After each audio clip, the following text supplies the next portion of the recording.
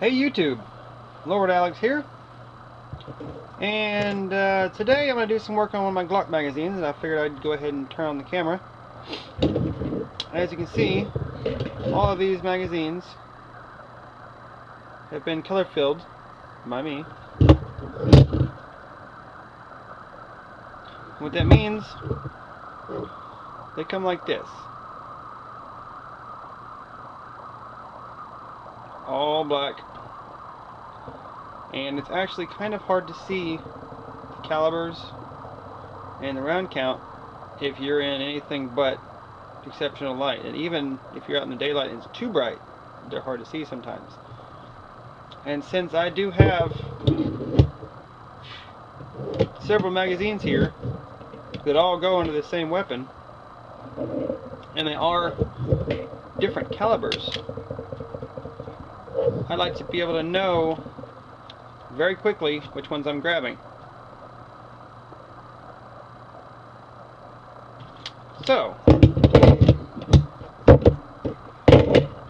on with the show. As you see, I've got a new 357 SIG magazine here that I'm going to fancy up like these. See, I've done the same thing to my Glock here, and the trigger is in the rearward position, so it's not going to go boom. That just kind of makes it look good. I also did it here, and the little small Glock symbol here, and on the barrel there. I think it looks good.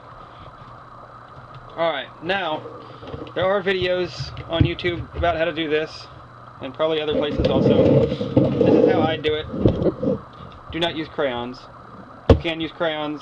I do not use crayons. That's pretty cheesy, I think. I'm not going to take a $500 or $600 weapon and the accessories and color them with a crayon. So I use paint.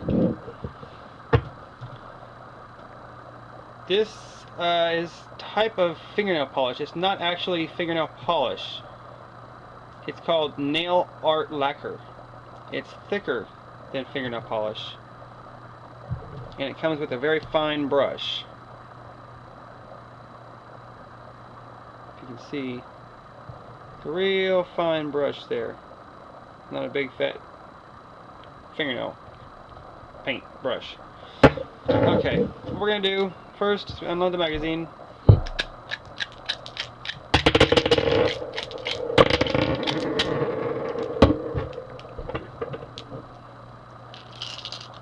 Turn it aside. Alright. You're going to need some alcohol. It doesn't have to be 91%, it's just what I happen to have laying around. You're going to need some non-acetone nail polish remover. Non-acetone. Acetone can do some bad things to the finishes on different weapons, and sometimes do some bad stuff to your plastic. So you want the non-acetone stuff. This will be for the very end.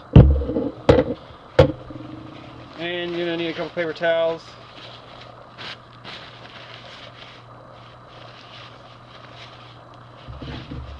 Start out putting alcohol on one of your paper towels and preparing the surface. You're washing it pretty much, because you don't want any oils or anything down inside those holes so the paint won't stick. I'm going to get that nice and cleaned out there.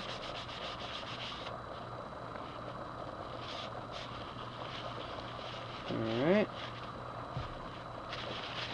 Dry it off a little bit. It's alcohol, so it'll evaporate and dry up pretty quick.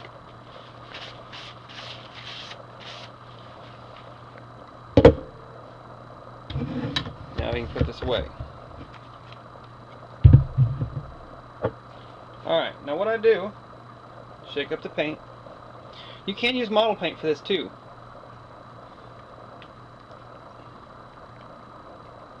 If you want different colors, you can go to the hobby shop and get some model paint. Alright, what you do now is you just color it in. You just blob it on there.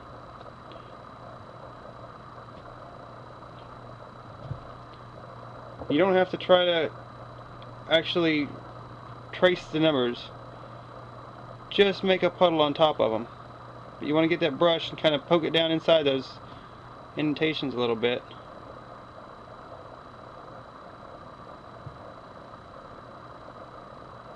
You kind of see how it'll, well, I'm not sure if you can or not, it'll sink down in there a little bit. Get some more. You don't want to put a real thick layer on because you want it to dry. You want a good layer on it. And do that for all the numbers and everything you want to color fill. And I'm going to bring you back in just a minute after I've done all this and we go to the next step.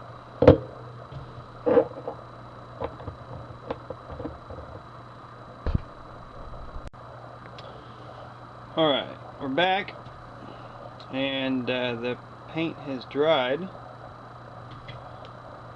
It doesn't have to be 100% set up, but it has to be at least not very tacky anymore so you can touch it.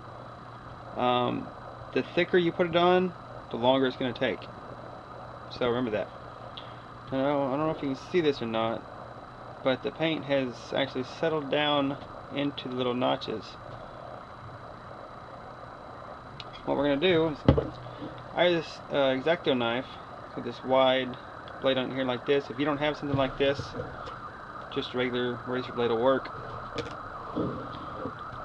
Start here and just real lightly scrape off whatever excess you got on there.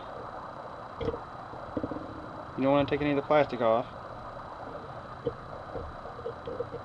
Now you don't have to do this step, but it makes it easier in the next step.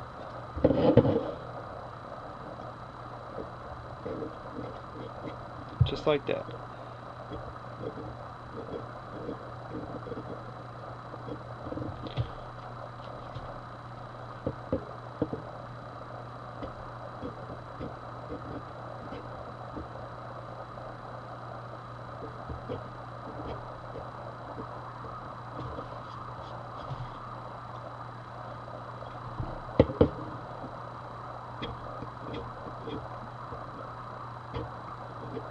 Now you're not trying to make this perfect, you're just getting most of that extra paint off.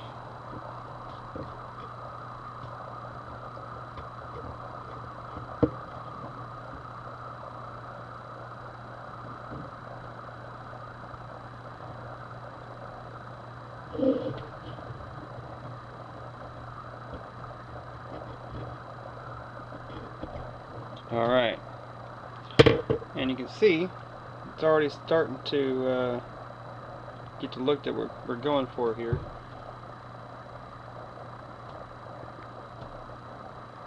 Now what you do, get your fingernail polish remover and a paper towel. I would not use the blue shop towels, they're a little bit too porous. I have these almost like gas station bathroom towels that I've actually got in a little dispenser over here that I use in my shop, or more right here on my workbench. And you're going to wrap it around your finger like this, and you're going to rub it on it. You don't want to rub too much on there because you'll start pulling it out of the gaps. And you move it over a little bit more, and you rub on it.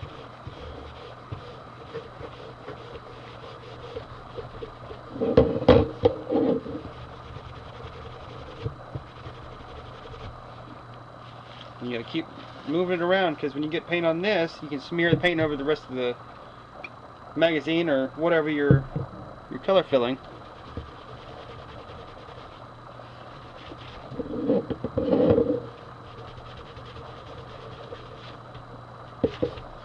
Alright, now that's just the first run there. And this is not anywhere close to done. I'll usually do 3 coats or so, just to make sure that all these are completely filled in. I can see here there's a couple little air bubbles in the 3. So I'm going to go ahead and do it again. And this Glock is not completely filled in there. This Glock emblem. Man, this focus on this thing is... Okay, anyway, I'm going to go ahead and go for round number 2. Bring you back in a second.